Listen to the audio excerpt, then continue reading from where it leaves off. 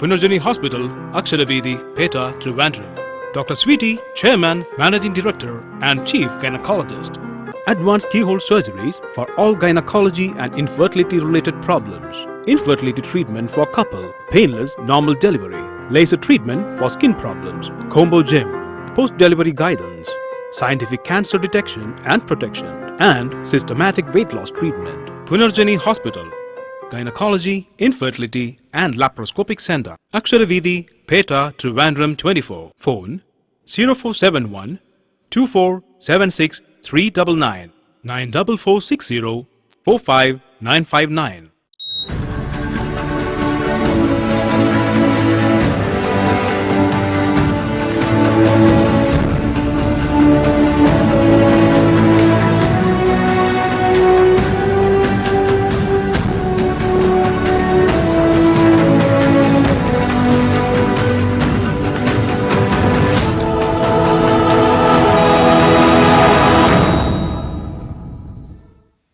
നമസ്കാരം. ലൈഫ് ബീറ്റ്സിലേക്ക് എല്ലാ പ്രേക്ഷകർക്കും സ്വാഗതം. നമ്മോടൊപ്പം തിരുവനന്തപുരം പേട്ട അക്ഷരവേദിയിലെ പുനർജനി ഹോസ്പിറ്റലിലെ MD ചീഫ് ഗൈനക്കോളജിസ്റ്റുമായ ഡോക്ടർ സ്വീറ്റി ഉണ്ട്. ഡോക്ടർക്ക് എപ്പിസോഡിലേക്ക് സ്വാഗതം. നിങ്ങൾക്കൊക്കെ അറിയാവുന്ന പോലെ ഓരോ ആഴ്ചയും സ്ത്രീകളെ സംബന്ധിച്ചുള്ള ഓരോ പ്രശ്നങ്ങൾ ഇവിടെ ഡോക്ടർ ചർച്ച ചെയ്യാറുണ്ട്. നിങ്ങളുടെ ചോദ്യങ്ങൾക്ക്, നിങ്ങളുടെ സംശയങ്ങൾക്ക് മറുപടി തരാറുമുണ്ട്. ഇന്ന് ഇവിടെ ചർച്ച ചെയ്യുന്ന വിഷയം എന്ന് പറയുന്നത് സ്ത്രീകളിൽ ഗർഭപാത്രം മാറ്റുന്നത് ഒരു പ്രശ്നമാണോ എന്നാണ് ഇന്നത്തെ ടോപ്പിക്. അതൊരു പ്രശ്നമാണോ ഡോക്ടർ? അത് പ്രശ്നമാണ് എന്നാണ് എല്ലാവരുടെയും വിചാരം, വിശ്വാസവും വിചാരവും ഒക്കെ. അത് പ്രശ്നമാണ് എന്നുള്ളതാണ്. കാര്യം എന്താ വെച്ചാല് അത് പേടിച്ചിട്ട് പലരും ഈ ഓവർ ബ്ലീഡിങ് ആയാലും വേറെ എന്തെങ്കിലും സഹിച്ചിട്ട് മിണ്ടാതിരിക്കും. പിന്നെ വേറൊരു മിഥ്യധാരണയുണ്ട്, ഈ ഓവർ ബ്ലീഡിങ് ഒരു 40 കഴിഞ്ഞ് ആയാല് അത് നിൽക്കാൻ വേണ്ടിയാണ്. ഒരിക്കലും ഇല്ല. നിൽക്കാൻ വേണ്ടിയിട്ടുള്ള ബ്ലീഡിങ് ആണെങ്കിൽ അത് കുറഞ്ഞ് ചിലപ്പോൾ 2 മാസം ഉണ്ടാവും, 3 മാസം കഴിഞ്ഞേ ഉണ്ടാവുള്ളൂ. അങ്ങനെ നിൽക്കുകയാണ്.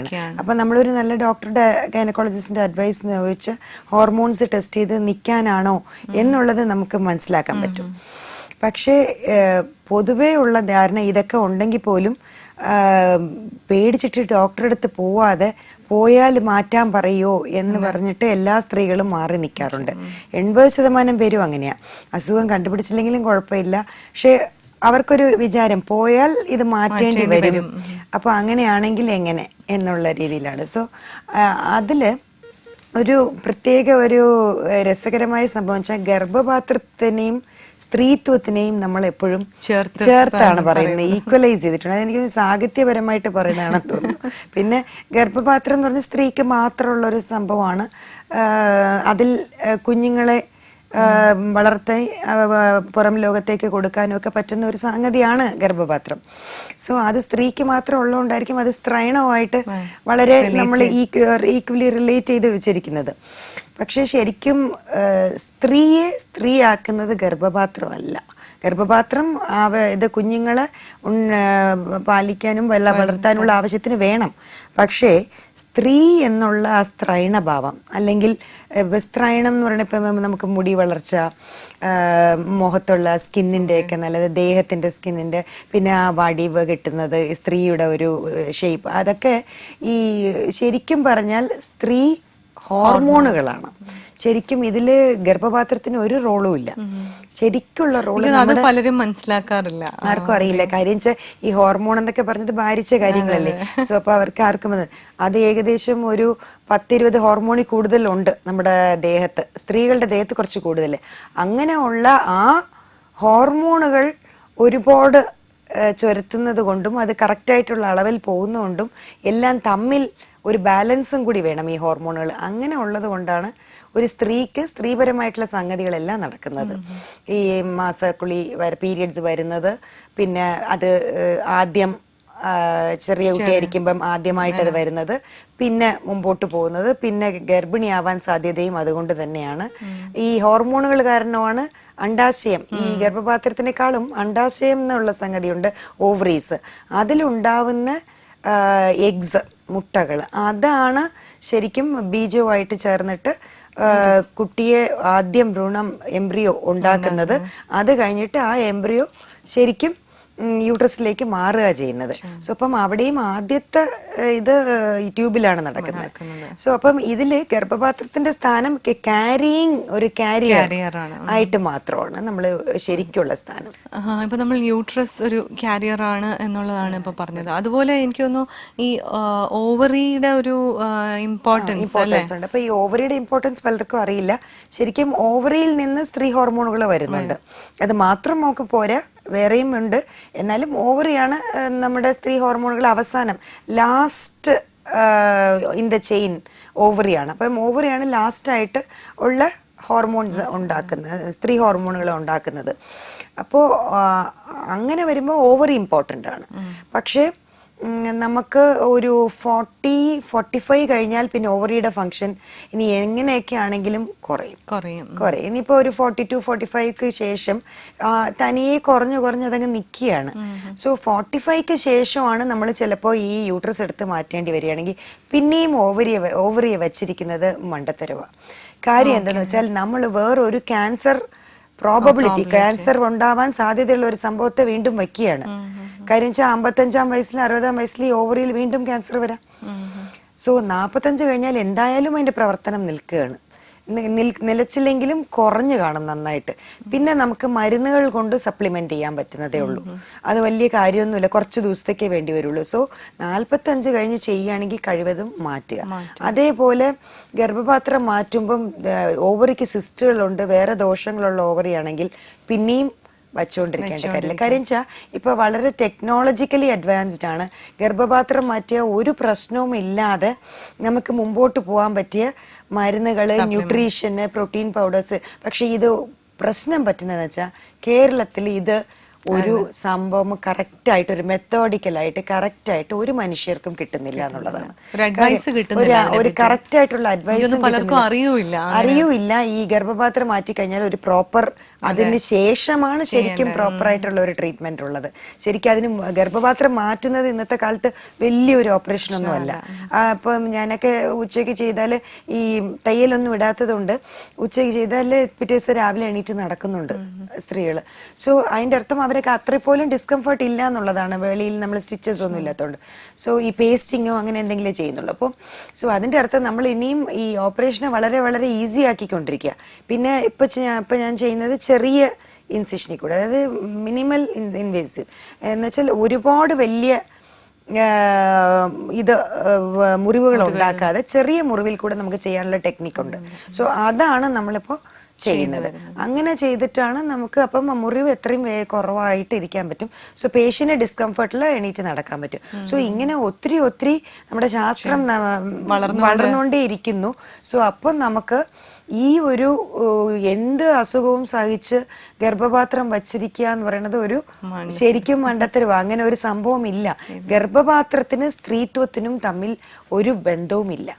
ശരിക്കും ഹോർമോൺ രീതിയിൽ പറഞ്ഞാൽ ഗർഭപാത്രം മാത്രം മാറ്റുകയാണെങ്കിൽ ഒരു സ്ത്രീക്ക് ഹോർമോൺ പരമായിട്ടോ സ്ത്രീത്വത്തിന്റെയോ ഒരു കുറവും വരത്തില്ല. അവർക്ക് 2 കുട്ടികളൊക്കെ ആയി കഴിഞ്ഞ് ഫാമിലി കംപ്ലീറ്റ് ചെയ്താൽ അത് മാറ്റുമ്പോൾ ഒരു രീതിയിലും ഒരു പ്രശ്നമില്ല. അത് എല്ലാവർക്കും ഉള്ള ഒരു സംശയമാണ്. കാര്യം ചെയ്ത് മാറ്റുമ്പം പിന്നെ പ്രശ്നം വരുമോ, പിന്നെ പലർക്കും ഒരുപാട് ഇതുണ്ട്, പിന്നെ എനിക്ക് ജോലിക്ക് പോകാൻ പറ്റുമോ, അങ്ങനെ. ഇത് വന്നിട്ട് ഒരു ഡെബിലിറ്റേറ്റിംഗ് ഓപ്പറേഷൻ അല്ല. എന്ന് വെച്ചാൽ നമ്മൾ ഇന്നത്തെ ഈ കാലത്ത് ഇപ്പൊ ഞാൻ എന്റെ പേഷ്യൻസിന്റെ അടുത്ത് അന്നത്തെ പിറ്റേ ദിവസം തൊട്ട് നടന്നോളാനാ പറയണേ. ഈ കിടന്നുള്ള ട്രീറ്റ്മെന്റ് ഒക്കെ ഉള്ള കാലം പോയി എന്നാ എനിക്ക് തോന്നുന്നത്. നല്ലോണം നടക്കുക, ആവശ്യത്തിന് ഇത് ചെയ്യുക, വെയിറ്റ് മാത്രം എടുക്കാതിരിക്കാൻ പറയും. എന്നുവെച്ചാൽ മസിൽസിന് ടോൺ കുറവായിരിക്കും. Punarjani Hospital, Aksharavedhi, Peta, Trivandrum. Dr. Sweety, Chairman, Managing Director and Chief Gynecologist. Advanced keyhole surgeries for all gynecology and infertility related problems.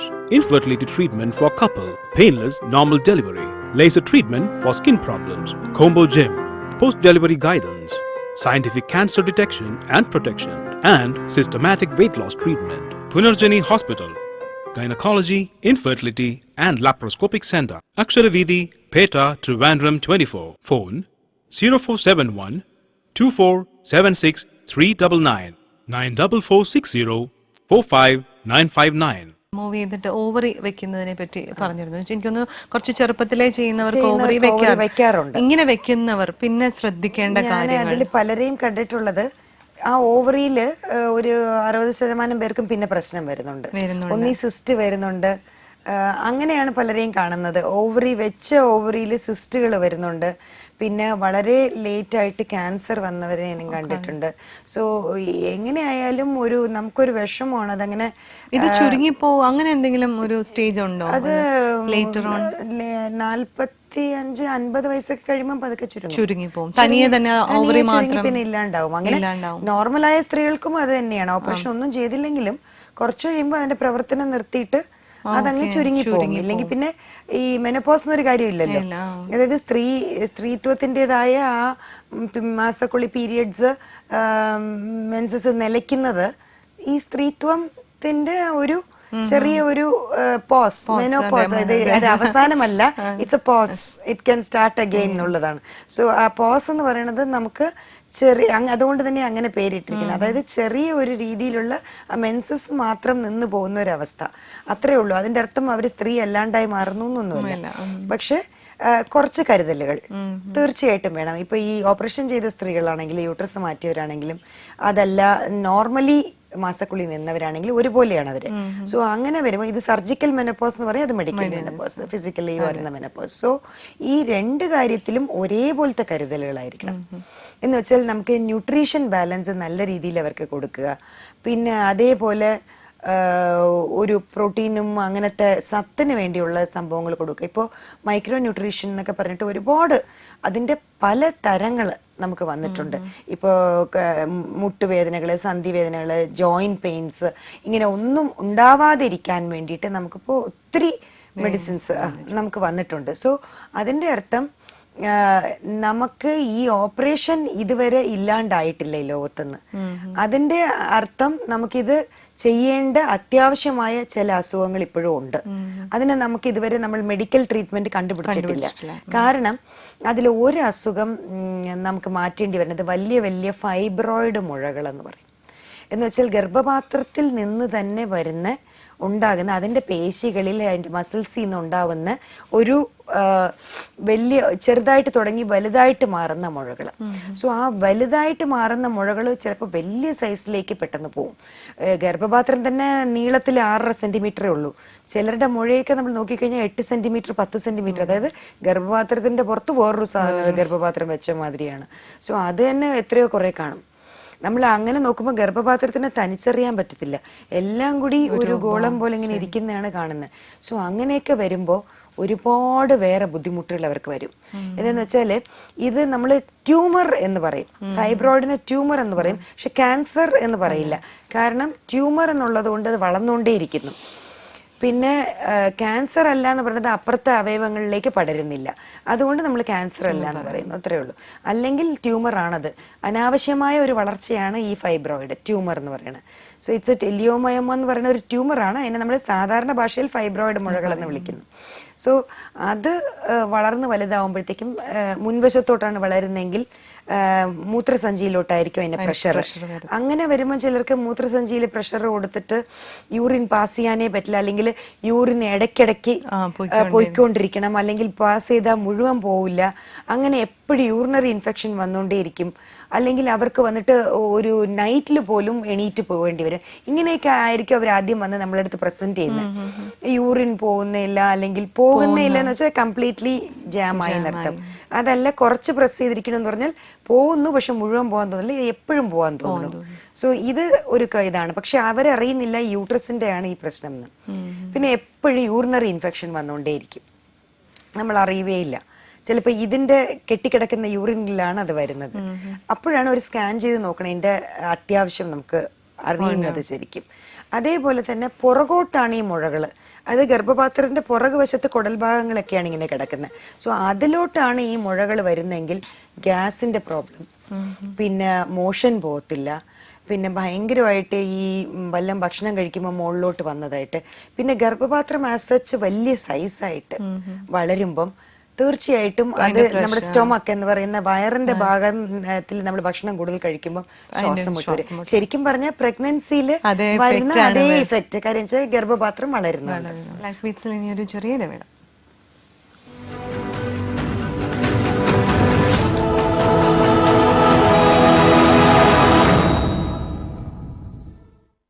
Punarjani Hospital, Aksharaveedi, Peta, Trivandrum. Dr. Sweetie, Chairman, Managing Director and Chief Gynecologist. Advanced keyhole surgeries for all gynecology and infertility related problems. Infertility treatment for couple, painless normal delivery, laser treatment for skin problems, combo gym, post-delivery guidance, scientific cancer detection and protection, and systematic weight loss treatment. Punarjani Hospital, Gynecology, Infertility and Laparoscopic Center. Aksharaveedi, Peta, Trivandrum 24. Phone 0471 2476 399 94460 45959.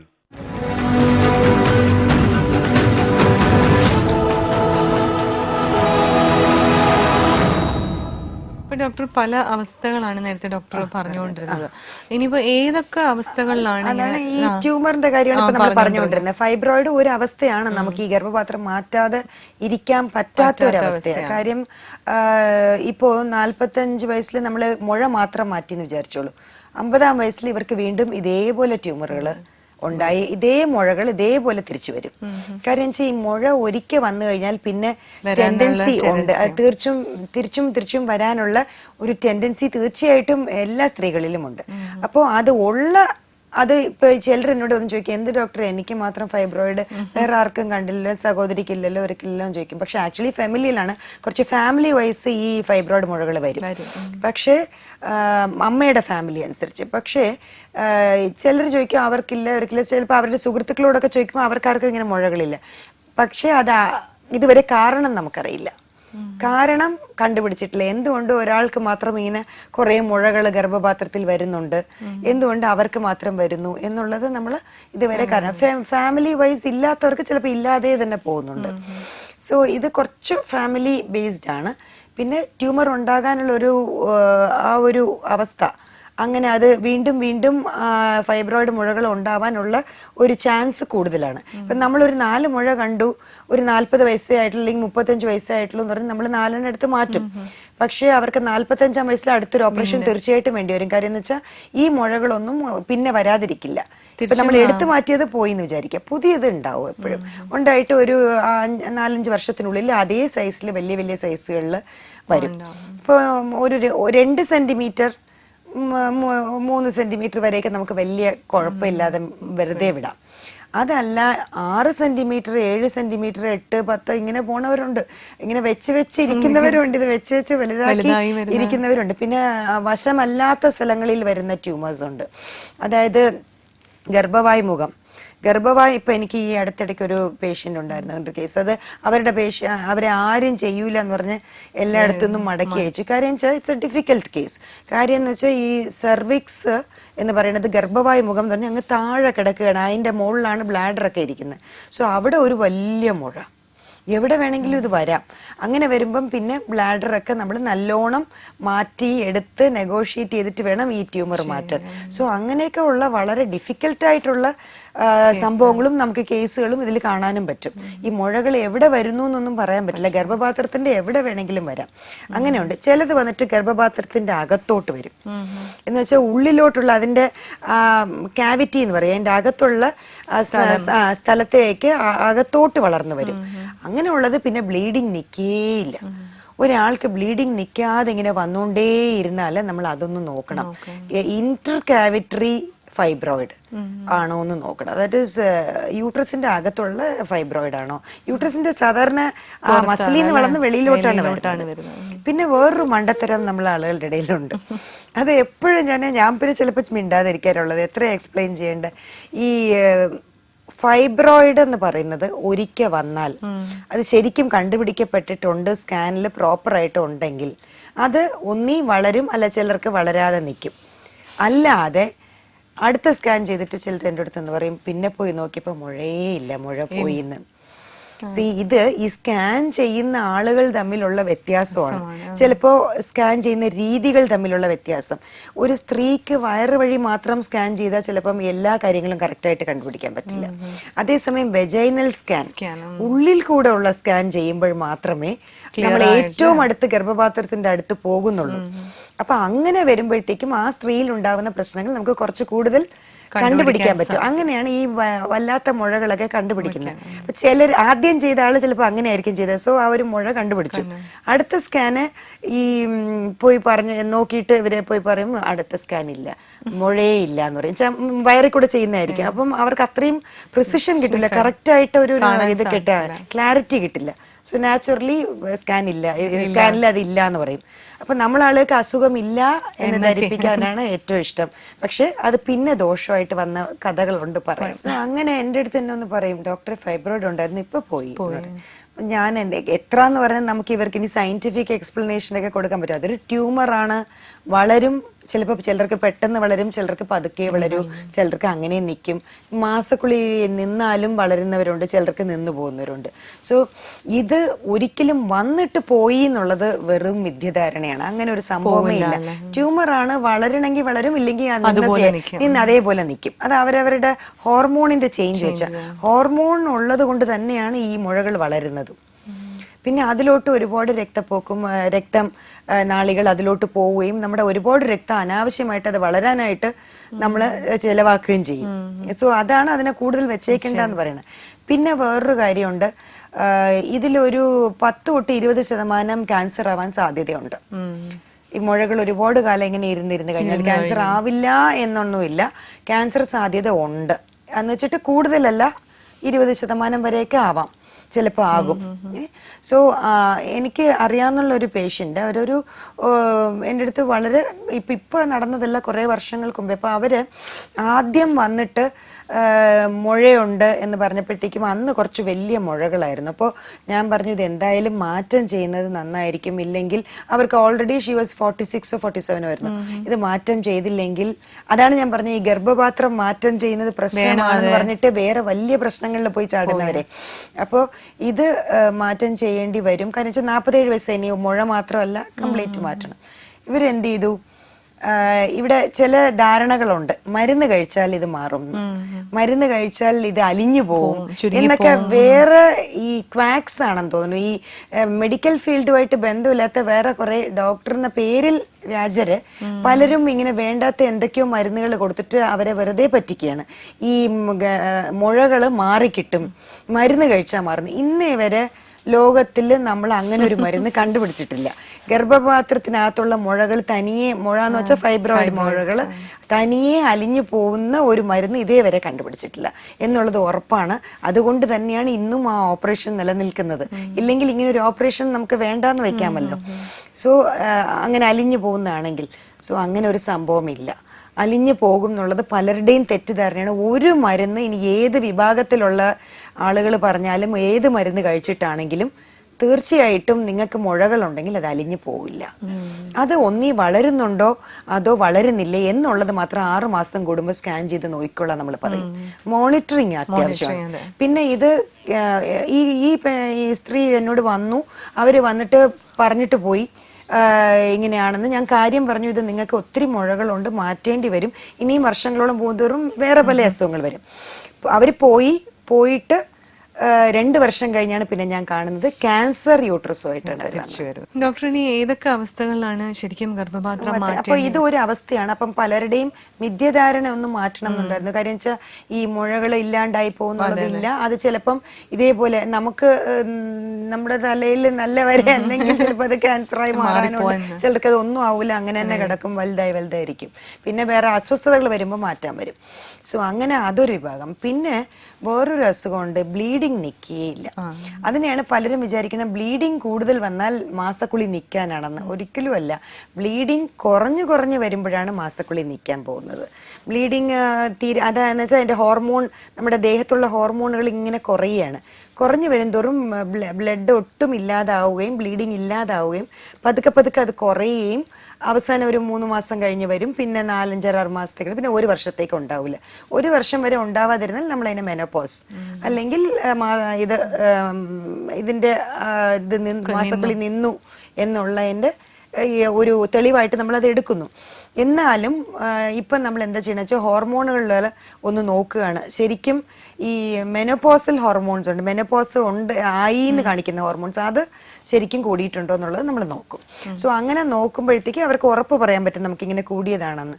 So അതിനുശേഷം വരുന്ന ഏത് ബ്ലീഡിങ്ങും നമ്മൾ സൂക്ഷിക്കണം. ക്യാൻസറിന്റെ ഒരു ഇതായിരിക്കാം, പിന്നെ cervical cancer ആയിരിക്കാം, അല്ലെങ്കിൽ വെറുതെ ഡ്രൈനെസ് കൊണ്ടുണ്ടാകുന്ന ബ്ലീഡിങ് ആവാം. സോ അത് സൂക്ഷിക്കേണ്ടതാണ്. ഈ മാസക്കുളി നിന്നതിന് ശേഷം വരുന്ന ബ്ലീഡിങ് ഡോക്ടർ തീർച്ചയായിട്ടും കാണിക്കണം എന്ന് പറയാൻ വേണ്ടിയിട്ടാണ് ഞാൻ പറഞ്ഞത്. പിന്നെ ഉള്ള ഒരു അസുഖം അഡിനോമയോസിസ് എന്നൊരു സംഗതിയുണ്ട്. അഡിനോമയോസിസ് എന്ന് വെച്ചാൽ ശരിക്കും നമ്മുടെ ഈ ബ്ലഡ് വരുത്തുന്ന ഒരു പാടയുണ്ട്, എൻഡോമെട്രിയം, യൂട്രസിനകത്ത്. അത് രക്തനാളികൾ മസിൽസിലോട്ട് വളർന്നു കയറും. ഈ ഗർഭപാത്രത്തിന്റെ പേശികളിലോട്ട്, മസിൽസിലോട്ട് വളർന്നു കയറിയിട്ട് അതിന്റെ അകത്ത് പോയി ഓരോ പീരിയഡ് ടൈമിലും ബ്ലീഡ് ചെയ്യും. ഉള്ളില് അതിന്റെ ഒരു ഇപ്പം ഫൈബ്രോയിഡിന് ചിലപ്പോ ഒരു പ്രശ്നങ്ങളും ഇല്ലാതെ ഇരിക്കും, അറിയവേ ഇല്ല അവര്. പക്ഷെ ഇത് അങ്ങനെയല്ല. ഈ അസുഖം സിവിയർ പെയിൻ ആണ്. പെയിൻ എന്ന് വെച്ചാൽ മാസക്കുളി സമയത്ത് സഹിക്കാൻ മേലാത്ത വേദനയായിരിക്കും. അവര് അങ്ങനെയുള്ളവർ നേരത്തെ നമ്മൾ അപ്രോച്ച് ചെയ്യും. സഹിക്കാൻ മേലാത്ത വേദനയും പിന്നെ ബ്ലീഡിങ് വന്നാൽ നിൽക്കുകയില്ല, അങ്ങ് പോയിക്കൊണ്ടിരിക്കും. ചിലർക്കൊക്കെ കുറെ ദിവസങ്ങള്, പിന്നെ ചിലർക്ക് വരും നിൽക്കും, വീണ്ടും വരും, വീണ്ടും കുറേ ദിവസം കാണും. അങ്ങനെ ഒരു റെഗുലാരിറ്റിയും ഇല്ലാതെ അങ്ങനെ വന്നുകൊണ്ടിരിക്കും.